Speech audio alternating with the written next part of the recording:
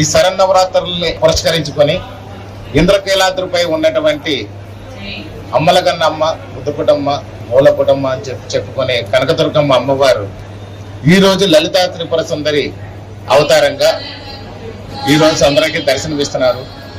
అద్భుతంగా ఇక్కడ కార్యక్రమాలన్నీ జరుగుతున్నాయి.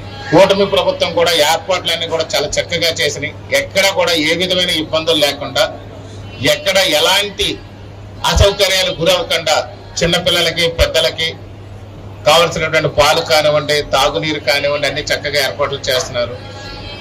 ఎక్కడ ఎలాంటి లోపాలు లేకుండా అద్భుతంగా జరుగుతుంది. అమ్మవారి దర్శనానికి వచ్చే భక్తులకు ఏ విధమైన అసౌకర్యం లేకుండా అద్భుతంగా దసరా మహోత్సవాల్లో అధికార యంత్రాంగం కూటమి ప్రభుత్వం నడిపిస్తున్నందుకు వారందరికీ కూడా ధన్యవాదాలు తెలియజేస్తున్నాను. ఇలాంటి కార్యక్రమం ఇంత అద్భుతంగా జరుగుతున్న తరుణంలో నేను పాల్గొనడం నాకు చాలా సంతోషాన్ని ఇస్తుంది.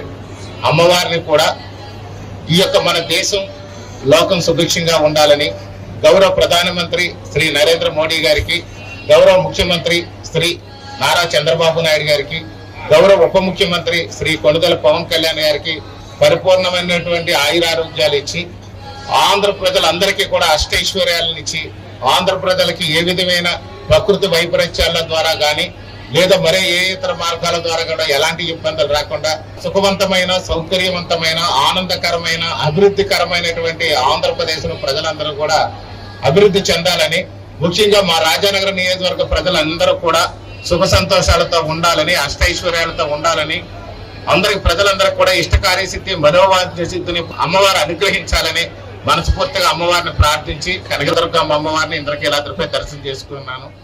చాలా సంతోషంగా ఉంది. Thank you.